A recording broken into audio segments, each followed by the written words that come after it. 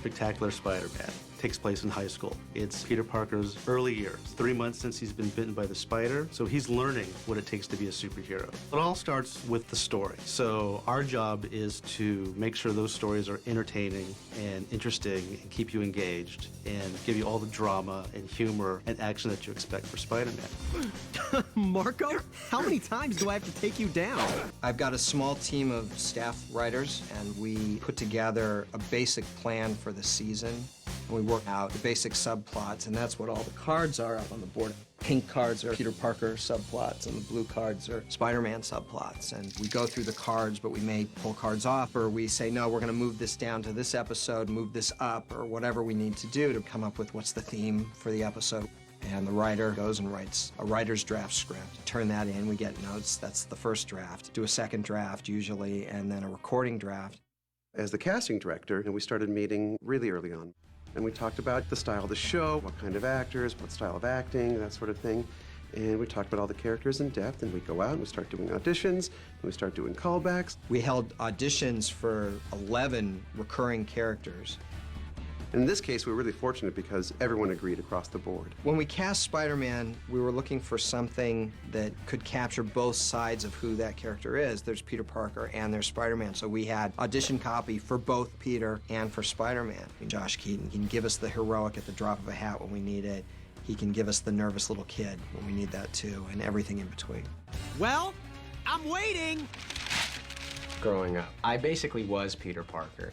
I knew a lot about Spider-Man, not just from reading the comic books, but just from living that high school period. Spider-Man and the Peter Parker persona are kind of an everyman. He's not the cool guy, but he really wants to be, and Spider-Man is the one chance that he has to not only be the cool guy and be the guy that everybody looks up to, but that does the right thing, and that can really make a difference and save lives and stop crime, and still talk some smack at the same time. All right, Electro. Time to unplug. Lacey Chabert is heartbreakingly wonderful human as Gwen Stacy. You stop right there. I'm so not letting you wish away your big brain. Vanessa Marshall plays MJ for us. She's fantastic. Really smart, really savvy, knows what she wants. She's not afraid of anyone, not really intimidated by anyone. Mary Jane is very mysterious, but in the long run, she plays a very key role in helping Peter Parker mature. Nice, Pete. You blew it. Again. I wouldn't say that. I saved the last dance for you, Tiger. I have the privilege of playing J. Jonah Jameson. So much fun. Ooh, piece of advice, kid. Perfume doesn't cut it. He's effusive. Everything is big and loud. But the guy's a teddy bear. I mean, you have to know that the guy is actually a caring father and a businessman, and all this stuff is sort of bravado. But underneath it all, there's a human being in there. And where's my coffee? Ladies, you may want to step aside. So you can attack that young man? I think not. Deborah Strang is just terrific as Aunt May. She's a little bit younger and hipper than what we're used to seeing. But I think she's trying to find her way slowly and patiently, sometimes impatiently. I can't have you out till midnight. You're to be home by 10 o'clock. That's my bedtime. But Aunt May... If you're late, you call before 10. Harry's different in this because he's kind of the weakling, which I can relate to, and he's searching for his identity in high school and trying to make it, and he's also got problems because of the fact that he is so wealthy and all. You know, people kind of think, oh, yeah, it's the rich kid, and so he's dealing with that. I know you can do calc in your sleep, but I've got a lot riding on tomorrow's test. Eddie Brock is an older brother for Peter Parker, and basically, they sort of grow apart. Bro, you ditched the antidote effort to win a contest. Eddie starts to really distrust Pete. He has a lot of real deep psychological issues, and they all start to really come to the surface. He starts off being kind of a nice guy with a tough attitude to just being this completely psychotic, deranged villain. Got great actors playing great villains here. Robert Englund as the Vulture. Not Toombs now. I'm what you called me. I'm the Vulture. I'm a fan, like everybody else, and it's just great to be on Spider-Man. Even though he can do just about anything on film now, I think sometimes some of the villains are a little diminished in film, whereas I think in animation they can really sort of achieve their greatness, I hope. What is this? These skies are mine now! I'm playing Dr. Otto Octavius. otherwise known as Doc Ock. I've loved this character since I was a kid. I agree with Stan Lee. I think he's just one of the greatest villains of all time. And the villains have always been, for me, the richest characters in that world. They just have such depth and such great backstory and such panache. And so I'm just honored to have been picked for this part. I love it. Rhino, you won the coin toss. Will you crush his skull or simply impale his heart on your horn? The Goblin for me is like the realization of an 8-year-old's dream. I get to find the craziest spots in my brain and just express them as much as I want to. Spider-Man, so nice to see you.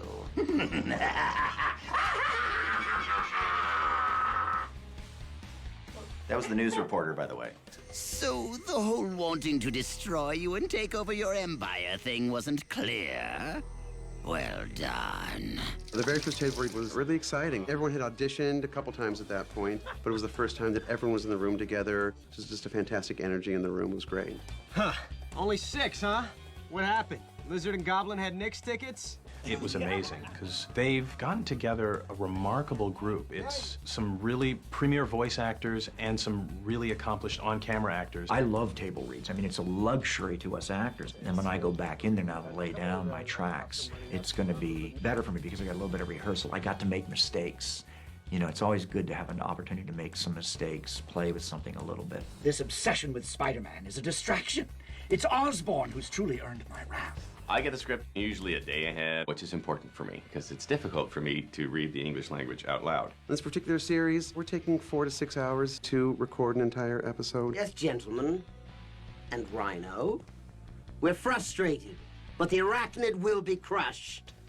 How? He's long gone. And you can show up to work in your pajamas having a bad hair day, which we actors like. As a voice actor, it's different than on camera because all you have is your voice. You have to kind of not be afraid to look goofy because you're just dealing with how you sound.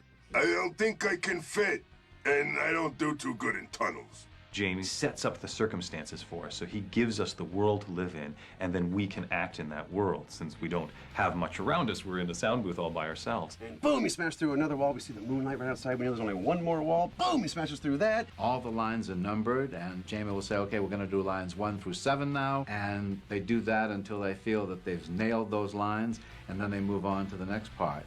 Let's start by grounding this bird. Ugh! Fool! This dog's not too old to learn your tricks. My tech is protected by reinforced steel. The VO sessions on this show are a blast. Basically, people who work in voiceover and animation, and animators too, we're all a bunch of big kids. I like to have fun and mess around as much as anyone, so when an opportunity presents itself and we're not crunched for time or anything, then things will slip out every now and then. I'm holding back on the spittle that usually flies.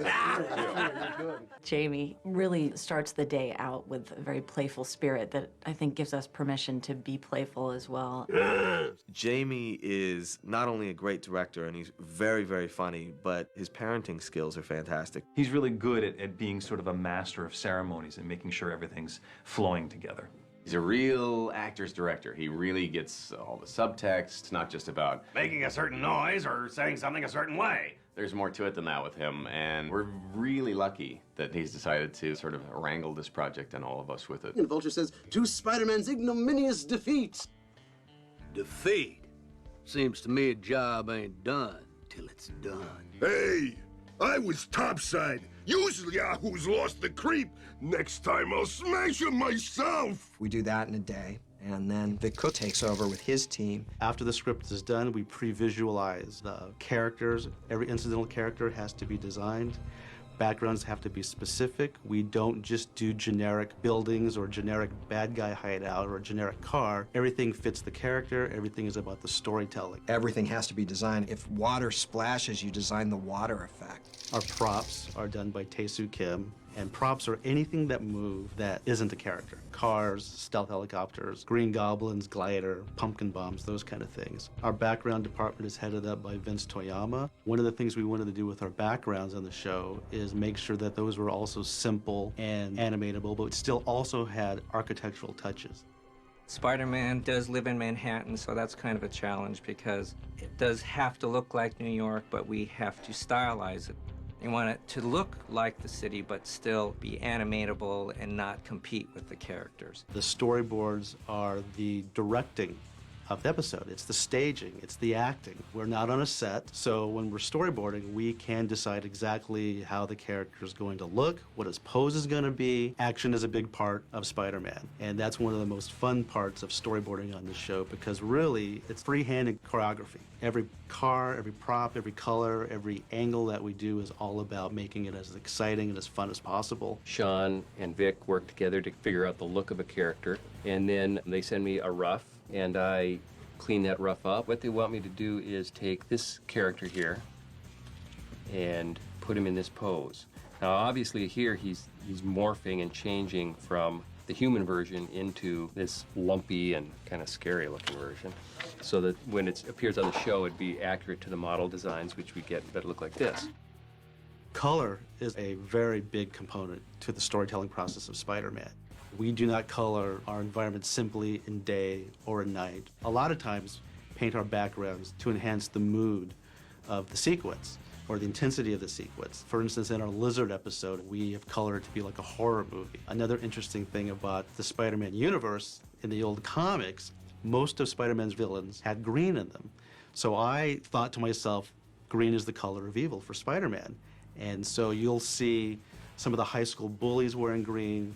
The villains are going to have a touch of green, and some of the environments that are not so nice to Peter Parker or Spider-Man will have that color green in them. Sorry, I make it a rule not to partner with anyone green.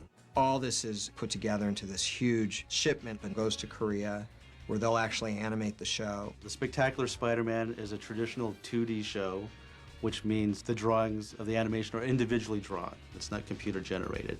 All right, Sandman, show me what you got.